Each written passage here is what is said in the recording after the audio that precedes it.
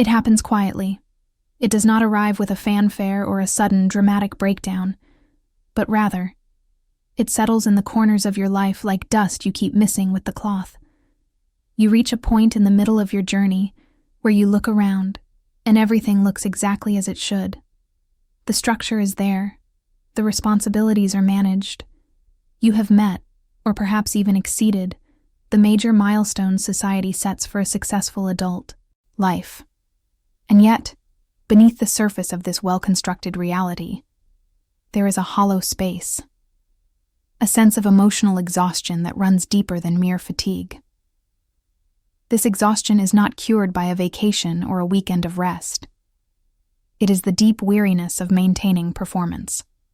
For decades, the engine of your life has been fueled by momentum, by the necessity of striving, of proving, of accumulating.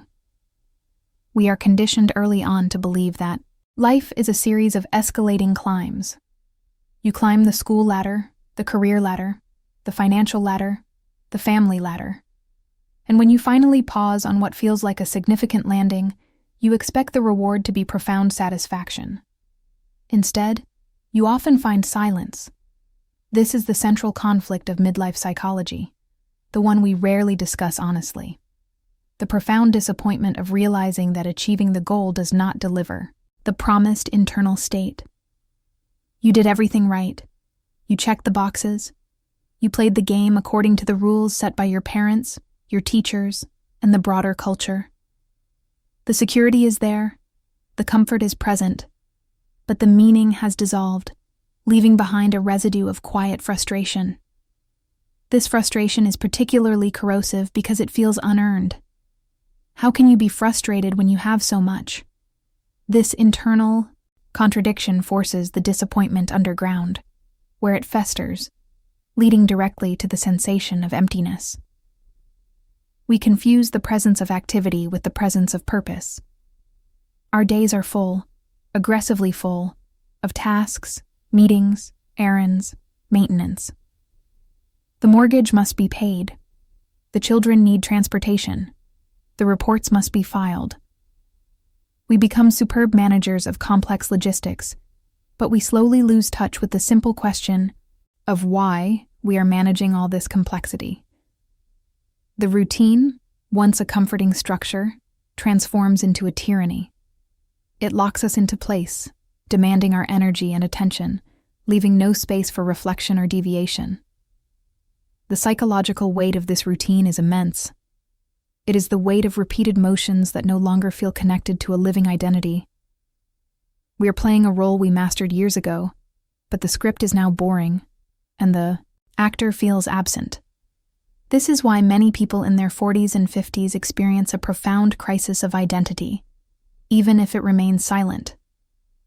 The identity they built, the successful professional, the devoted parent, the dependable friend, was an identity of action and potential.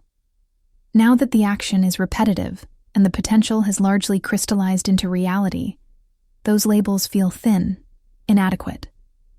We are forced, often reluctantly, to confront the fact that our identity must shift from what we do to who we are. And for many who have spent 20 years defining themselves by their productivity, the self that remains when the productivity engine slows down feels frighteningly unfamiliar. This confrontation is often messy. It involves mourning the loss of the youthful self, the one who believed anything was possible, and that tomorrow would always be radically different from today. That youthful self, full of unchecked energy and boundless optimism, needs to be buried, and that burial process generates sadness, even if the person we are burying was flawed and unrealistic. The loss of excitement is a key feature of this psychological transition. When we are young, excitement is the dominant currency. New relationships, new jobs, new cities, new ideas. Life is defined by its novelty and intensity. After 40, the pursuit of constant, high-level excitement becomes both physically draining and spiritually unsustainable. But if we haven't developed a mature appreciation for deeper, quieter forms of satisfaction, the absence of excitement registers simply as flatness, as dead air. Meaning, unlike excitement, is built slowly. It requires alignment, not intensity. It requires facing the realities of limits of time, limits of career trajectory, limits of control over other people's lives. When we are young, we fight against limits. When we mature, we realize that limits define the shape of possibility. The emptiness appears when we are still demanding the youthful rush of excitement from a life structure designed for mature meaning. The two energies are incompatible, and trying to force the fit is exhausting. Consider the relationship with work. For many years, work provided clear metrics of success, promotions, salary increases, titles. These external validators kept the psychological machinery moving. After decades, these markers often lose their sheen. The promotion feels like more stress, not more freedom. The money often goes directly into maintaining the established structure, creating no net gain in psychological well-being. There comes a chilling moment of clarity when you realize that the ladder you have been climbing leads merely to a higher floor of the same building, and the view is fundamentally unchanged. This realization forces a deeper question about purpose. If the purpose of work is not simply advancement, what is it? If the answer remains purely transactional, I work only for money, the internal system begins to rebel.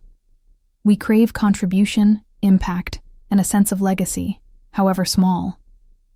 The emptiness is the gap between the monumental effort we expend daily and the perceived lack of real, human contribution.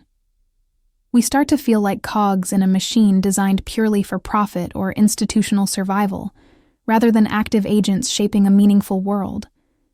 This feeling of being lost, even when surrounded by stability, is confusing because we tend to think of being lost as a state of chaos. But in midlife, being lost often looks like perfect order. It is the order of an autopilot system running perfectly to a destination you no longer care about. You are trapped not by misfortune, but by predictability. The freedom you sought years ago, the freedom of stability and security, has become a gilded cage of obligation. We must look closely at our relationships too, because they are often where this quiet erosion is most painfully felt. Long-term partnerships, whether marital or otherwise, suffer from the same tyranny of routine.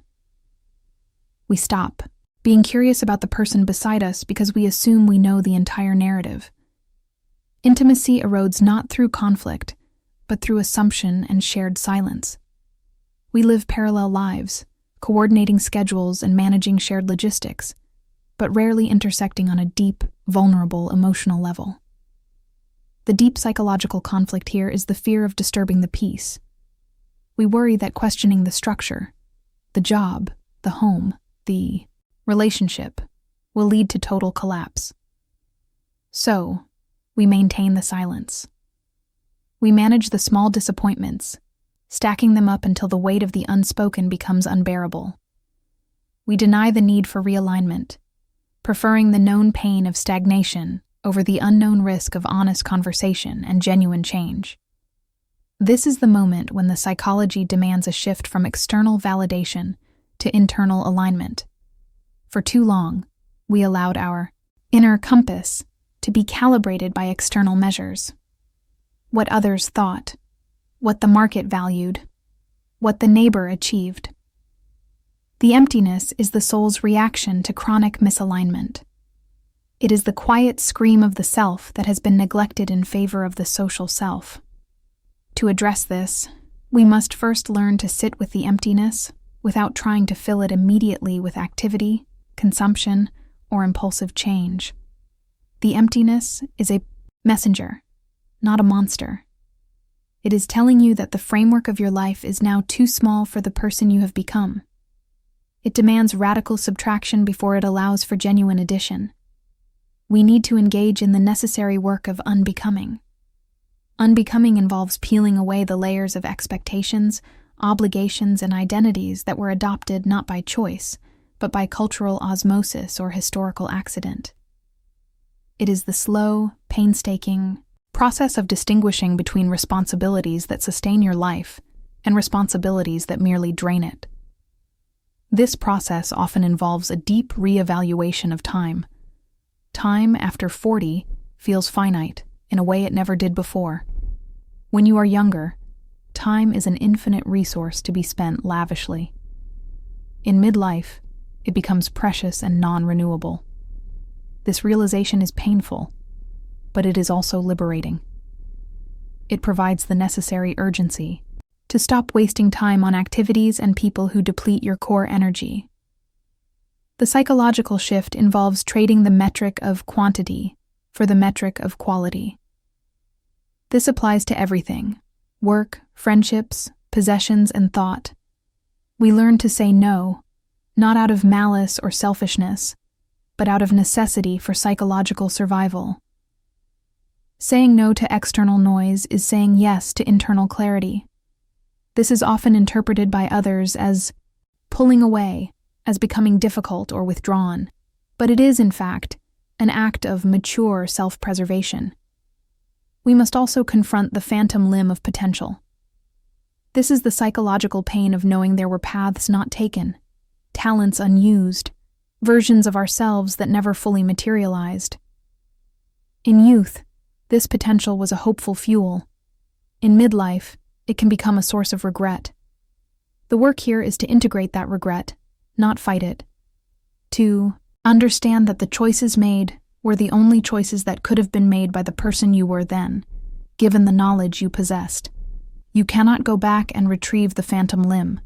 You must find new strength and new purpose in the body you have now. This leads to the essential distinction between acceptance and resignation. Resignation is passive. It is giving up and sinking into bitterness, blaming external forces or luck. Acceptance, the mature psychological response, is active. It is facing the reality of your current situation, the limits, the flaws, the disappointments, and saying, "This is the raw material. What can I build from this?" Acceptance is the foundation of genuine freedom because it stops the exhausting struggle against what is and redirects that energy toward what can be. Clarity without illusion is the goal of this stage of life. We shed the illusions that kept us going in our 20s and 30s.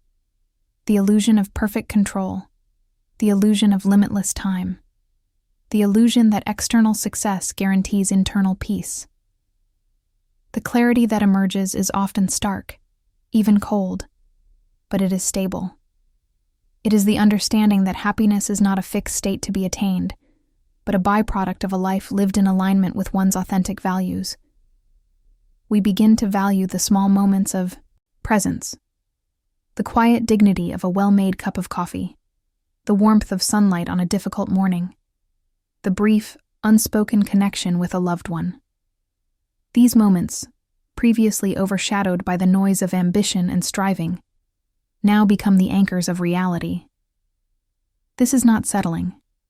It is recalibration. It is the recognition that the profound is often hidden in the ordinary, and that chasing the spectacular is often a distraction from the real. For those experiencing this midlife drift, the key is to allow the questioning. Do not rush to fix the feeling of emptiness with a grand new scheme, a drastic career change, a rash move, a sudden impulsive decision.